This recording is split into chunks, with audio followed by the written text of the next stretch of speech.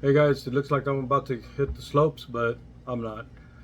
I just gotta guard my eyes from all this light, man. And, I wanted to talk to you guys a little bit about cleaning up these nasty lures that come in all white like this. There's another one.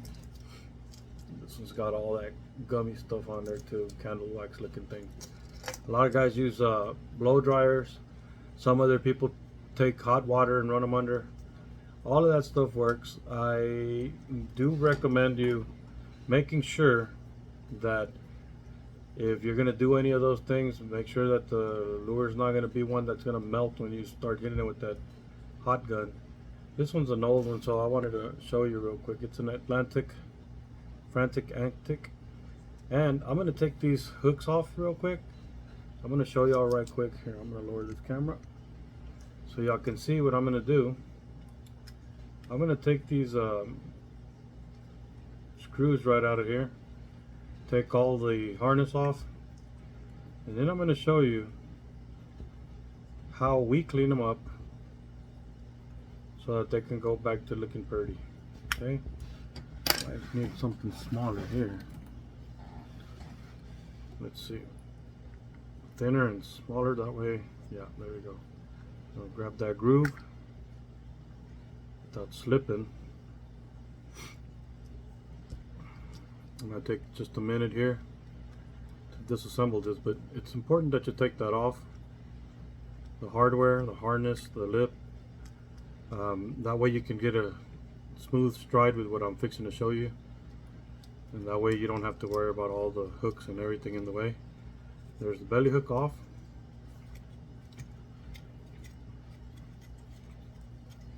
And there's your tail hook off. Now we're going to take the lip off. This makes it so that it's so much easier to do what we're about to do and not have to mess up the lure or scratch it up or get yourself hooked on those hooks that don't really like to give up quickly or easily. This one right here is about done. Here we go. So this is a Frantic Antic. It's a copy of a Jitterbug, really, by Atlantic Lures, and I wanted to show you what I do to get these cleaned up. Now I have a little bit of this grease that I like to use, and the reason I like to use this is because it's so easy to just dab a little bit, cover it right over all this crap that's on here, and this is just buildup of it has to do with the temperature, the humidity, and just sitting in the wrong place for exactly the wrong time. So you can already see the color under there. Then I'll take a magic eraser. Where you had my magic eraser? Well, I got this one here, but I know I had another one that was a little bit better. Here you go. Okay, so we got this magic eraser. You got the lure all just slightly covered in that grease. Now give it a minute, and it helps you so that when you take your piece of magic eraser, watch this. And I wanted to show you all this with the camera because a lot of people ask me, hey, what's going on with that? How do I clean this off? Well, it's not really hard. All you got to do is make sure that you're not going to scrub the paint right off. You don't want to scrub it like you're sanding down a metal car. All you really want to do is just wipe it down gently, take the grease right off. It'll take everything and make it look nice and neat. Look at that. See the difference on this side and this side? Let me continue and I'll show you the top, around the eyes, all that good stuff. So we just sit here and just give it a good wipe down. Take all that. You can feel the difference when you take the grease off.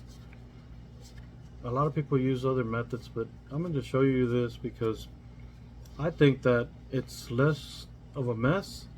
You're not having to waste water running it under the water for so long, and you don't have to waste any electricity because you're not using your blow dryer. You know, the blow dryer, the coffee pot, and your microwave are and your iron are the 4 things in your home that take up a lot of electricity when you use them.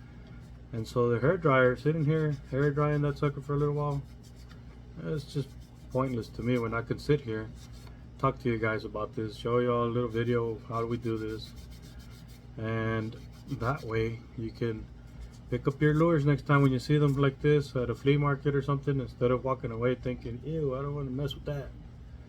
Well, it's really easy. Look at this. Ta-da! That's a beautiful pattern there. See? And all I do is take a dry rag, just one of these nice soft rags, and watch this.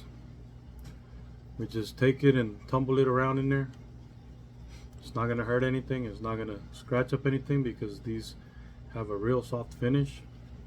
You can actually, voila. See that? Isn't that what you like better than this? And we're going to do this one too. And that way we can show you guys one more time. And it's always good to be able to sit here and talk to y'all about this stuff.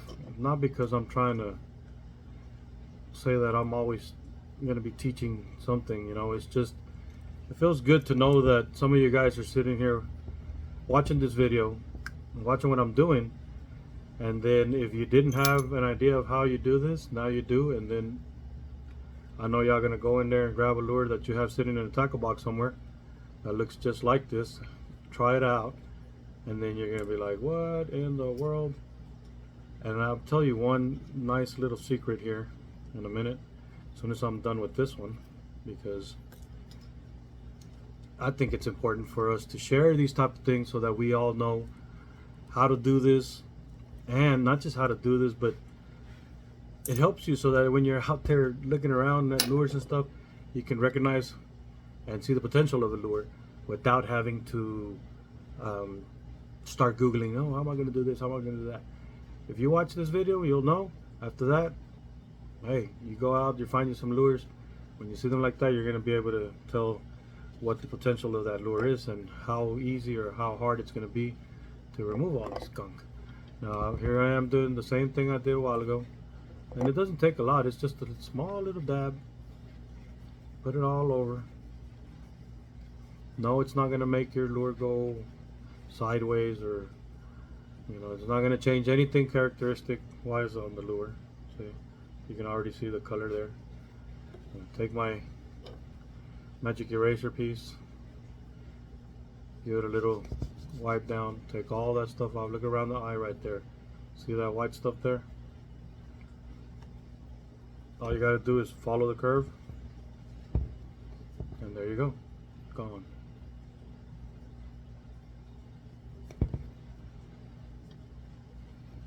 See?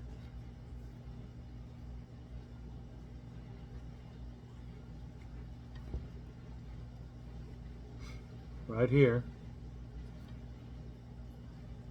you get to see the difference already. Now I'm going to go ahead and do the rest of the lure so y'all can see it here on the video. There's no editing, there's no changing the lure for a different one that's already been done. These actually came in just now, and I figured I might as well make another video that has something to do with this. And it's funny because a while ago I was on the groups there that I run around on Facebook, and I saw somebody posting exactly about the shipping issue that we were just talking about on the prior video. Somebody got a nice lure all jacked up and crushed and broken, all because somebody didn't take the time to put it in a box big enough so that when it transported it over, it would not be crushed. Of course, the box got crushed and the whole lure had the back hook, rear hook broken off. Now look at this. Here it comes back alive, and this is going to go fishing. We're going to take this and go fishing, so I just wanted to take a minute to show you guys about this stuff. Now I'll take my rag again, get it in there, turn turn that sucker. And this works for a lot of different lures, man. I've done so many Zara spooks and tiny torpedoes and other jitterbugs. Just a lot of different lures that come into us like this with this white film. We found tackle boxes full of lures like that, cleaned them up, found some really nice gems. We've been able to clean them up to the point that they don't have anything on there anymore and all the characteristics pop. When you finish shining it up, watch this. I mean, it's just wild to me, like the way things can be so simple, but a lot of times a lot of people refuse to share the information. I don't care much about that. I'd rather you guys know so that you can come up with the same results. There you go. Look how beautiful that is. So now you know. And if you're wondering what it is that I'm using, I'm going to let you in on that little secret too. Hillbilly Snot. See that right there? Those guys have been hooking me up with some of this stuff, and I got to tell you, man, I can use that for a lot of different things. I have dabbed some of this stuff on some of my gun slides. Man, it works awesome. And a lot of other gear, even to clean hooks and things like that. The lip that I use for some of these lures that I'm covered in snakeskin, I've cleaned them off with that, and it's a beautiful way to clean this stuff up. I love that product. It's for the reels, but I use it for a bunch of other stuff. Bam, once again, here you go. Look, both of the lures. You saw how they came in. Now you get to see how they ended up, and we're gonna put all the gear back on them. And guess what, guys? We're gonna go catch some bass. Stay tuned for the next one. On the next one, we'll discuss something else that'll help you do whatever it is that you're doing with all this fishing lure stuff. So if you like these videos, just follow us and share them with other people so that, hey, you never know what we might teach them. Talk to you guys later.